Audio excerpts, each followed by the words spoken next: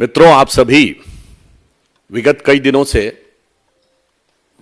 भ्रष्टाचार में आकंठ डूबे हुए तमाम उन दलों का हाहाकार सुन रहे होंगे जिनमें से शायद कोई भी दल ये ना बता पाए कि 2014 से पहले भी उनके खिलाफ कोई भ्रष्टाचार का केस नहीं था।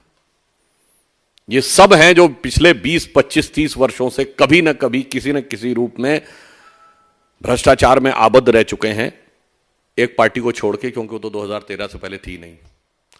तो नई नवेली पार्टी से लेके पुरानी धुरानी पार्टी तक ये सारे के सारे मौसेरे भाई आपस में मिलकर अपने अपने परिवार को बचाने और भ्रष्टाचार को छुपाने के लिए जनता के बीच में निरंतर भ्रम फैलाने का प्रयास कर रहे हैं।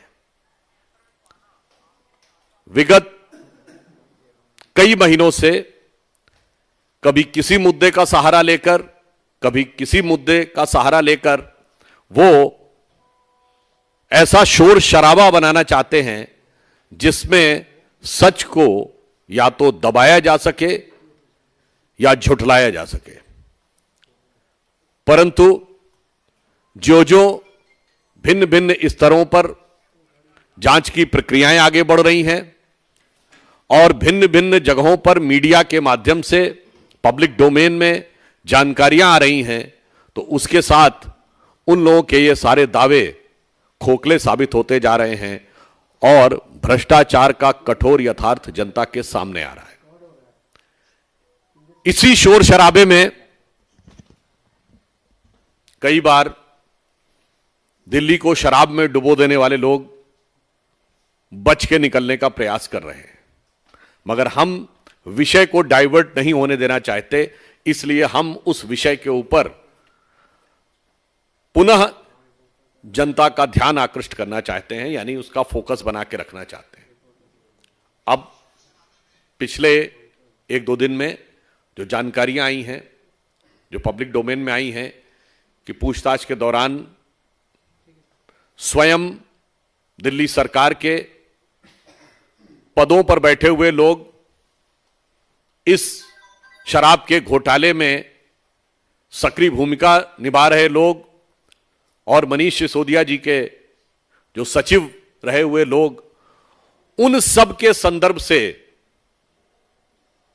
जो तथ्य सामने आए हैं वो उन चीजों को अब पुख्ता कर रहे हैं जिसे वो लोग सिर्फ आरोप सिद्ध करने का प्रयास कर रहे थे।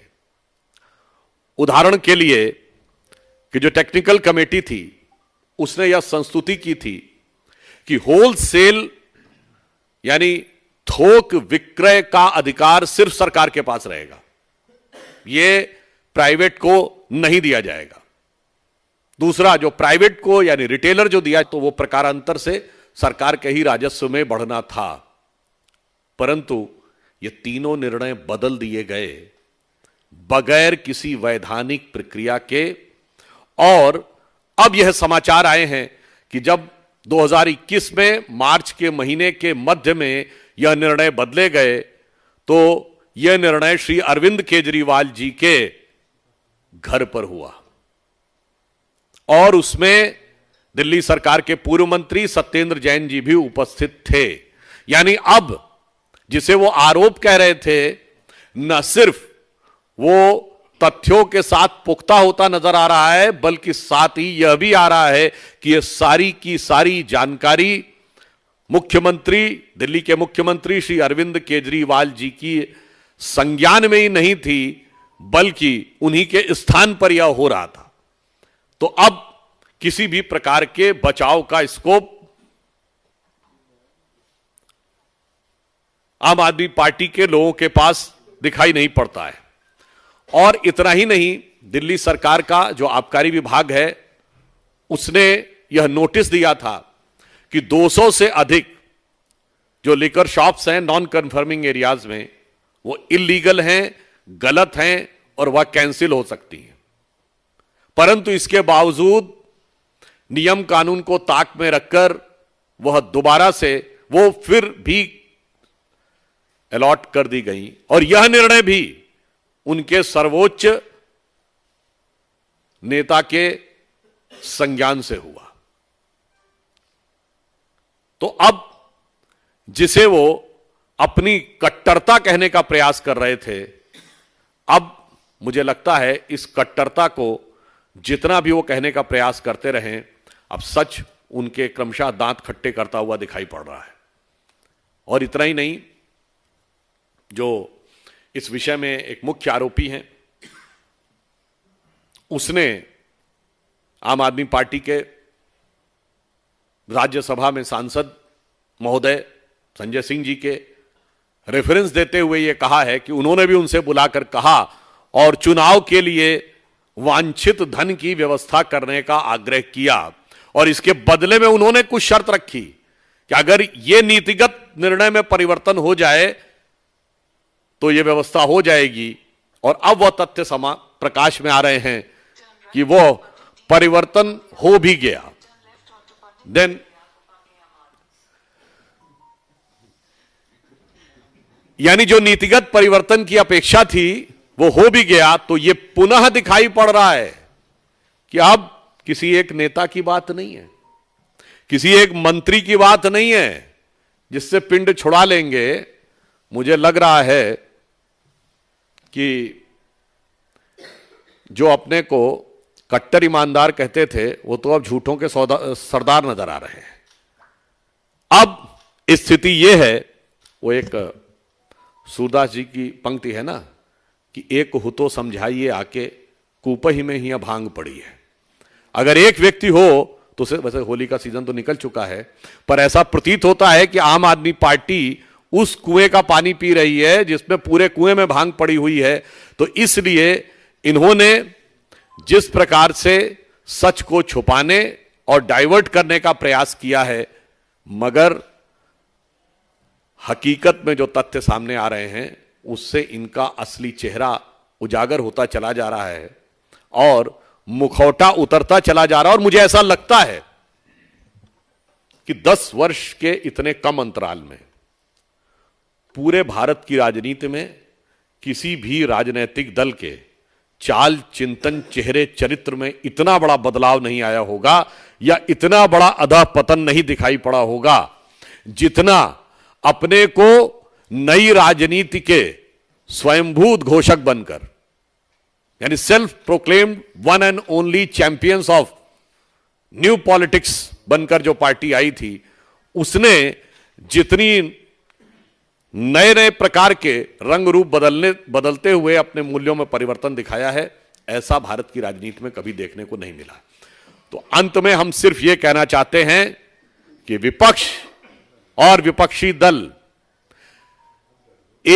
कभी किसी दूसरे मुद्दे का बहाना लेकर कितना भी डाइवर्ट करना चाहें, जनता उनसे सीधे सीधे उनके द्वारा किए गए भ्रष्टाचार का जवाब मांग रही है और दिल्ली की युवा पीढ़ी के साथ, उसके भविष्य के साथ किए गए खिलवाड़ का जवाब मांग रही है। धन्यवाद।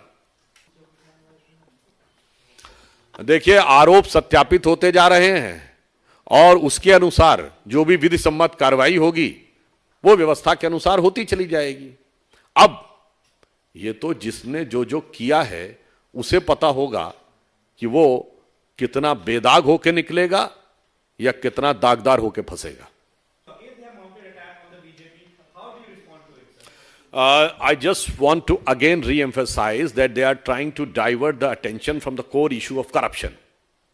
I want an answer.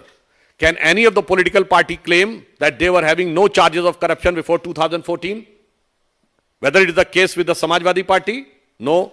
BSP? No. DMK? No. All were facing charges since 2 decades. RJD? From 1997, Lalu Prasad Yadav ji has gone jail. And not only this, Congress Party? When was the first, this National Herald case registered? October 2013. When so many cases of charges. Forget about this. UPA 1, UPA 2 regime, CWG, 2G and others. Sri P.V. Narasimha Rao became the first Prime Minister who has to stand in the court for trial on the charges of corruption. Sri Rajiv Gandhi ji, late Sri Rajiv Gandhi ji was the first Prime Minister who was directly indicted, his name directly indicted in the matter of corruption. and they are talking about putting a blame on Bharatiya Janata Party and others. I think these are the parties which are having a characteristic tendency for corruption. They have institutionalized corruption, and now they are facing the true investigation, and that's why they are trying to divert investigation or intimidate the agencies. हमने नहीं बताया है, ये तो अब लोगों की जानकारी में आया है, ये पब्लिक डोमेन में है कि जब नीतिगत निर्णय जो टेक्निकल कमेटी ने तय किए थे, उन टेक्निकली उन्हीं पॉइंट्स को फॉलो करके निर्णय होना चाहिए था, वो न करके उसको बदलने का जो निर्णय हुआ वो उनके घर पर हुआ। इसका अर्थ यह हुआ या तो वो इस विषय को दिखा दें कि सरकार के द्वारा प्रदत्त किस अधिकार का प्रयोग करते हुए उन्होंने नियम या कानून के किस क्लॉज के तहत यह निर्णय बदल दिया, अगर उनके अधिकार में था। यदि नियमानुसार प्रक्रिया पूरी नहीं की और फिर बदल दिया, फिर तो उनका सारा का सारा दावा धराशायी हो जाएगा। देखिए, पहले तो ये वो पार्टी है जो कहती थी कि आरोप लगते ही इस्तीफा दे देना चाहिए, जांच बाद में होनी चाहिए। तो आज वो माफी मांग लें, या तो कह दें कि हमारा वो स्टैंड गलत था, या वो कह दें हमारा स्टैंड बचकाना था। दूसरा, इस पार्टी की क्या क्रेडिबिलिटी कही जाए, वो अपनी मानसिकता से बोल रहे हैं। उन्होंने किस किस पे आरोप नहीं लगाए और किस किस से आके कोर्ट में माफी नहीं मांगी। हमारे नेताओं में अरुण जेटली जी से माफी मांगी, स्वर्गीय अरुण जेटली जी से, नितिन गडकरी जी से माफी मांगी, जहां तक मुझे ध्यान है कांग्रेस के नेताओं में कपिल सिब्बल जी से माफी मांगी, और शायद विक्रमजीत सिंह मजीठिया से भी माफी मांगी थी। तो भाई, उस पार्टी का क्या कैरेक्टर कहा जाए जो वो कहते हैं। अच्छा ये बताइए, आज तक उन्होंने क्या एक चीज बताइए जो कहा है वो कर दिया हो। मैं आप लोगों से एक प्रश्न छोड़ता हूं, फूड फॉर थॉट, कि जो कहा वो कर दिया क्या? अच्छा, टोपी लगाते थे जिसपे लिखा रहता था मुझे चाहिए जन लोकपाल। कहां है जन लोकपाल? दिल्ली में तो पूर्ण सरकार नहीं है, पंजाब में तो है ना। दिल्ली में कहते हैं कि एंटी करप्शन ब्यूरो हमारे पास नहीं है, ठीक है। पंजाब में कितना भ्रष्टाचार उजागर कर दिया, 1 साल हो गया ना सरकार का। तो उनके लिए एक ही लाइन है, पल भर में तोला है, पल भर में है माशा, कहते ये तमाशा है पर खुद है तमाशा। देखिए, किसी भी विषय के ऊपर किसी सांसद को कब बोलना है, क्या बोलना है, यह लोकसभा अध्यक्ष सदन की व्यवस्था को देखते हुए वह समय और व्यवस्था तय कर सकते हैं कि कैसे बोलना है। जहां तक जो आपने बात कही कि जो कांग्रेस ने बात कही है विशेषाधिकार समिति को देने का, तो यह विषय संसद की विशेषाधिकार समिति के समक्ष लंबित है। वो सरनेम वाली जो आपने बात कही ना, उसी के संदर्भ में। तो यह विषय, सरनेम का विषय संसद की विशेषाधिकार समिति के समक्ष लंबित है, और एक ऐसे परिवार के विषय में है जो देश के ऊपर अपना सर्वाधिकार मानता था। तो मुझे लगता है उस पर टिप्पणी करना मेरे लिए अनाधिकार होगा। देखिए, दो विषय अलग अलग हैं। एक तो जब विषय की जांच सर्वोच्च न्यायालय कर रहा है, परंतु उसके बाद भी दूसरी जांच के लिए कहना दर्शाता है कि आप विषय को भटकाना चाह रहे हैं। और मैं यह भी कहना चाहता हूं, अच्छा ये बताइए, कल 200 सांसद गए, कहां गए? ईडी के पास। एक तरफ कहते ईडी भरोसा नहीं है, सुप्रीम कोर्ट क्यों नहीं गए? Supreme court public interest litigation ले सकता है, जांच एजेंसी सीधे नहीं ले सकती। आपको पता है कि वहां पे तथ्य देंगे तो स्वीकार हो जाएगा, पर तथ्य तो है नहीं। तो इसलिए ऐसी जगह जाना है जहां डाइवर्ट करना है। अब रही बात जो माफी मांगने की, तो राहुल गांधी जी ने जो कार्य किया है वो जन जन के मन में उसने आक्रोश उत्पन्न किया है, जिसकी वजह से जनप्रतिनिधियों यानी सांसदों के मन में भी उतना ही तीखा आक्रोश है। हमारे राष्ट्रीय अध्यक्ष जेपी नड्डा जी ने भी आज उसकी अभिव्यक्ति की है। आज तक कोई ऐसा उदाहरण नहीं है जब भारत के किसी मुख्य विपक्षी दल के नेता ने जाकर विदेश में दूसरे देशों से प्रतिक्रिया मांगने की बात कही हो और उन्हें लोकतंत्र का रखवाला कहा हो। मैं राहुल गांधी जी को याद दिला देना चाहता हूं, 1977 में सत्ता से हटने के बाद शायद 1978 या 79 में इंदिरा जी भी गई थी लंदन। उन्होंने भी कभी यह नहीं बोला था, जबकि शायद जहां तक मुझे ध्यान है वो जेल से बाहर निकलने के बाद गई थी। मगर अफसोस कि उन्होंने भारत की इस लोकतांत्रिक परंपरा के साथ और पूरे भारत का जो अपमान किया, इसके लिए उनको बिना शर्त माफी मांगनी चाहिए। तो इसीलिए तो दिल्ली के अलावा वो कहां कहां सक्सेसफुल हो पा रहे हैं। अब एक बात और देखिए, जैसे आपने कहा कि वो उस मॉडल की बात करते हैं, शिक्षा का कैसा सुंदर मॉडल है। ऐसा शिक्षा मंत्री आपको देश में देखने को नहीं मिला होगा जिसने नीति बनाई हुई एक बोतल के साथ एक बोतल फ्री, यानी बस्ते में बोतल छुपाने वाला शिक्षा मंत्री आपको पूरी दुनिया में सिर्फ यहां मिला होगा। और फिर उसके बाद यह भी कहे, उनके मुंह से अनायास कितना सच निकल गया था। कितना मुश्किल है न्यूयॉर्क टाइम्स अखबार में छपवाना, मतलब छपवाना निकल ही गया था ना मुंह से। और कितना सच बोलते हैं, कहते हैं कि न्यूयॉर्क टाइम्स सबसे बड़ा अखबार है, बोले थे ना। आपको पता अमेरिका का सबसे बड़ा अखबार कौन है? यूएसए टुडे, न्यूयॉर्क टाइम्स नहीं है। ये मान्यवर, ये सरकार का बयान होता है तो इस समय वो कैबिनेट के द्वारा अनुमोदित बयान होता है। तो आप ये कहिए एलजी साहब ने सरकार का वक्तव्य पढ़ा है, बस इतना संशोधन कर रहा हूं आपके वजह से। अरे मैंने तो सिर्फ तथ्य रखा है, हम कोई मांग नहीं करते, मांगे वो लोग करते हैं। हम तो सिर्फ ये बता रहे, यह तथ्य ये सिर्फ ये बताने के लिए है कि वहां कोनो अछूता नहीं है, यहां सभी ने पी और सबने है पिलाई, और इसीलिए सबके साथ दिख रही है कांग्रेस आई। धन्यवाद।